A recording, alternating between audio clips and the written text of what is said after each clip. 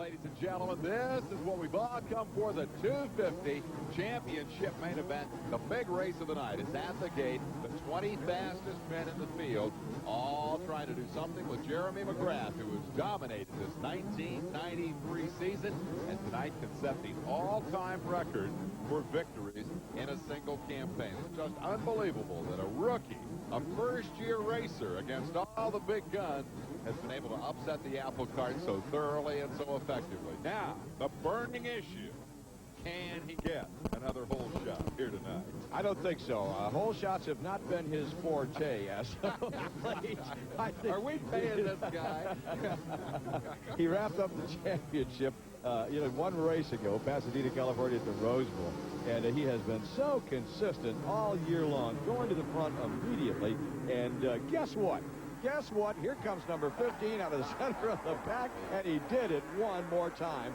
Unbelievable. He's had like, what, 12, 13? Cliff Palmer knows what it's like to be on the other end, but he's had like 12 or 13 hole shots this year. It's an unbelievable performance. Being pushed right now by the defending champ, Jeff Stanton, and making it a Honda sweep up front, Steve Lamson, who is showing no respect for Stanton. He takes the measure of Jeff as he goes to the outside, takes over the number 2 position. Guy Cooper is fourth on number 7, now challenged by number 12, Jeff Matasevich, who got a great start.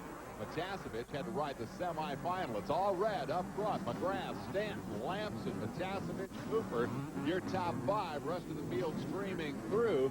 And boy, this has got to make the other teams nuts to see all those Hondas out front. Matasevich, riding like a man possessed, is after Lamson for 3rd and 4th. Yeah, it's still, though, up front is where the action is. Jeremy McGrath trying to pull away as he has done. Here's his secret, Dave. The first couple 3 laps, he just burns the competition, and unfortunately, Denny Stevenson burned himself with a little bit of a spill. That's going to put him way off the pack. Color him gone from this one. Back to McGrath. He gives 110, 115%, really hangs it out while everyone else is sorting themselves out. Now, they have figured this out, and they're trying to keep up with him, but Jeff Stanton admittedly is a slow starter. He says, it takes me 3, 4 laps before I really get underway in a race, and by that time, McGrath is gone. So he's trying to do something a little bit different tonight. He's trying to hang with him, and he's doing it. Whoops. There goes Lamson. Right, Steve. Right.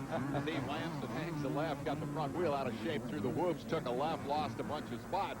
So now it's McGrath and his championship rival early in the year, Jeff Stanton, alone out front. The 3rd member of the Honda team has fallen off the pace. Point, Larry, I think, is that they all talk about doing that. They all tell you how important the start is, but the only man who's been able to deliver this year is McGrath. Now, this is the Matasevich-Cooper battle, now for 3rd place, with the temporary demise of Lamson, who took a wrong turn at the end of the whoop-de-doo section. Well, I tell you, getting Cooper up on the box would be a big thing for the fans here in San Jose. We'll be back to see if he can do it. We're back at Spartan Stadium, and we're watching Jeff Matasevich, number 12, and Guy Cooper, number 7, the Suzuki teammate. But note behind him, number 16, Doug Henry, who turned in such an impressive charge earlier this evening in the heat race to make this main event, and now says, don't like seeing Suzuki's in front of me. The Honda rider gasses it up. He's alongside Cooper. Ooh, kind of doing it Saturday night short track style, all crossed up, turning right rather than left, but nonetheless, skidding that back end around. He makes one pass and now looks inside for the move on Matasevich, and definitely the man on the charge is Doug Henry. Oh, the impressive move was cutting back to the inside there. Look at this. There was and there was another impressive move. He managed to go down with style and grace, and he did that flat track style. Exactly. It was turning left that time and just lost the rear end. She skidded right on around, and he ends up facing the wrong direction. You suppose he's in the wrong sport? Maybe he ought to be out there with Parker and the other dirt trackers. Well, you'll be seeing them, of course, after the Supercross series concludes here on ESPN. You won't see Jeremy McGrath anymore. He'll be off to the National Championship Wars. And here's a guy we haven't seen nearly as much of as we expected this year. Damon Bradshaw struggling back in the field, battling once again with Brian Swing. Go figure. 1992, the guy captured 9 checkered flags. He's won 2 times this year, but he has not been a threat, a real threat all season long. What happens to a rider between a great season like he had just 1 year ago and really the disaster that he's into this year?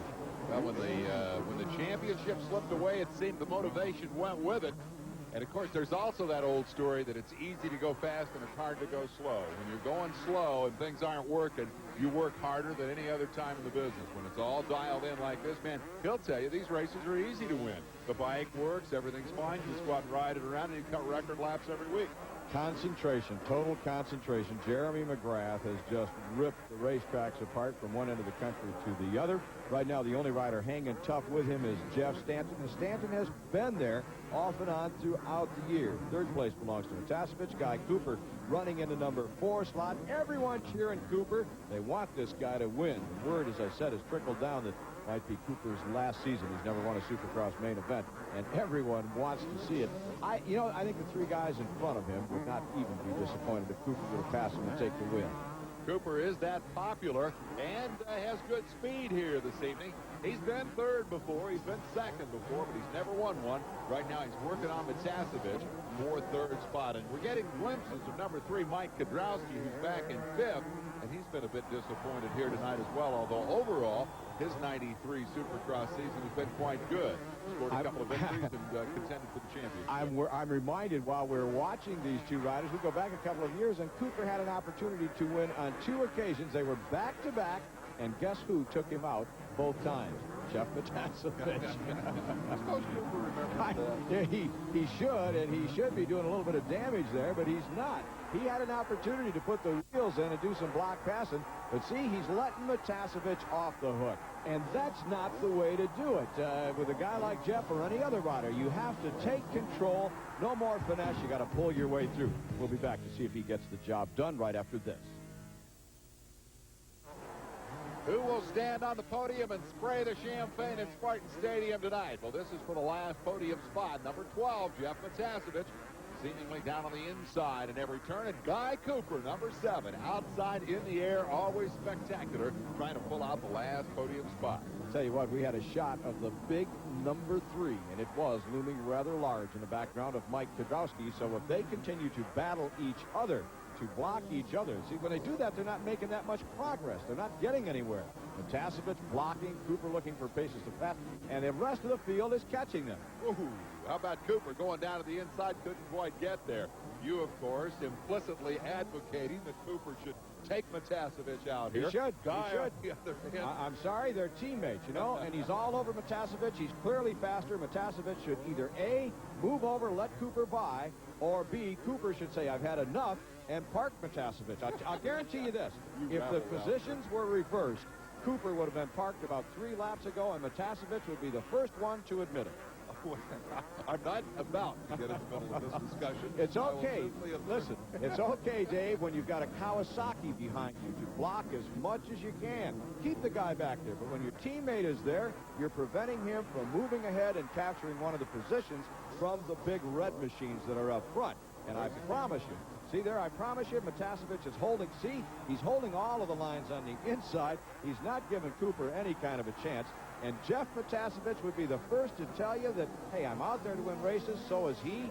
And if he has to park me to get the job done, well, that's what he needs to do, because I would do it to them. Nothing against it, you know. I mean, that's just the way he rides. They're going to both find themselves in trouble from that green Kawasaki. Yes, they are. And that is the problem. They're slowing the pace. And look, here comes Mike Kudrowski. Here comes Damon Bradshaw. So you think you had trouble 2 laps ago? Now you got major problems. Cooper continues to try to find a way by as Bradshaw goes around Kudrowski. Bradshaw would like to have a piece of Matasevich. I guarantee you that. Oh, yeah. But he'll try to get up there and catch I promise you that he will be very polite, just like Guy Cooper. Yeah, you bet. Here's Cooper trying again. He's got a good line through that jump this time.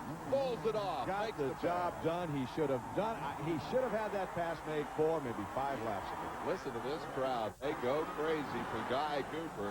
And one of the reasons they love him is that he won't take the other guy out. He'll find another way to make it work, just as he did with Matasevich. He's top 3. Matasevich falls to 4th. And now he's going to have Damon Bradshaw and Mike Kudrowski to contend with.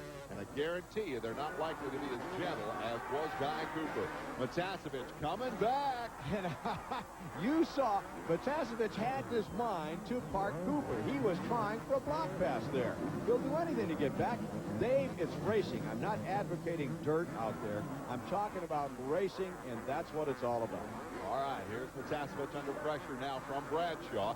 These two collided on a couple of occasions last year. Bradshaw tried the move in the same place he saw Cooper do it, couldn't pull it off. We'll be back to see who's going to finish fourth after this timeout.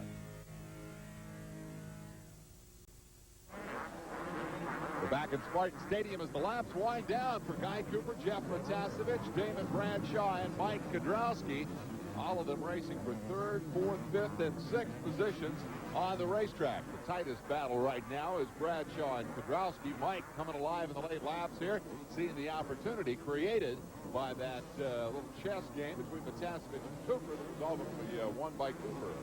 Up front, of course, is our race leader McGrath, followed by Stanton and Bradshaw wanting to get up there with him. Laps are winding down. There's not a lot of time left if Bradshaw wants to be a factor. If any of the riders want to be a factor, they have to make a move and make it quickly. And I really don't see that happening right now, with the exception of Guy Cooper, who is putting on some kind of a charge and has been since the drop of the gate. And that is the real reason the fans love this guy. He'll do anything to make a pass, anything to get by the guy in front of him, and he usually does it in spectacular. Oh, and Doug Dubach. Oh. Dubach went end over end. Cooper crashed into him. Todd DeHoop is involved, and so too is Jeff Matiasevich. A huge pile up here, triggered by the endo for Doug Dubach. Well, that takes Cooper and Matiasevich out of the battle for third and fourth. Cooper's back and underway. DeHoop is a little bit shaken. Matiasevich is on his feet, and we'll have to get another look at that. Wow, when the lappers go tumbling in the middle of the leaders, it means trouble for everybody. It looked like Dubach might have come up a little bit short there and cased that jump. What that means, watch Doug Dubach right there. No, I don't know if he cased it or what he did. I guess he just went over the handlebars. That's all I could see from that angle. He went over the bars, and the rest of them plowing into him. They're all quickly up. Damage is done. Cooper's back out on the racetrack. Matiasevich headed for the pit, said, I've had enough of this. That's going to be history. Bradshaw, meanwhile, moves up to the number 3 position, so he got a break out of that whole thing. Yeah, indeed. It looked like Bradshaw found the best line through the carnage, although Kudrowski handled it pretty well. He just jumped right over. Cooper is down again. Could be something wrong with the motorcycle, crash damage related, or it might just be Cooper trying too hard. Yeah, Cooper has a history of that. He'll take a crash, try to get back as hard as he can, and he'll come right back and do it again. Jeremy McGrath is your leader. We'll be back to see if he can wrap up another victory here tonight. Back in Spartan Stadium, the battle is on for 5th spot, and the man who has come up to join that battle is number 19, Brian Swink. As a matter of fact, he's got some company in the form of Mike LaRocco, and they have elected to make Mike Kudrowski's life a little miserable in the last 2 or 3 laps of this race. Let's just set it up quickly. McGrath, Stanton, Bradshaw hold the first 3 positions, and here we go for 4th. It's Kudrowski, Swink, and LaRocco, a battle royal. They're just hammering each other as the laps are winding down. Well, when it gets late in the year and you've got a factory contract to protect, the team manager would like to see a little bit of aggression, particularly if he hasn't seen much all season long. By the way, do you have your contract signed for next year? How can we be aggressive up here in the booth? Number 19, Swink, bearing in mind, was the Eastern Region champion, the counterpart on this side of the country of Jeremy McGrath. Jeremy McGrath came here, won everything in sight. Brian Swink's been lucky to get in the top 5. Now, there the similarities ended when you said was championships on both of those coasts. Swink has not had a good year. I have to say he's had a disappointing year.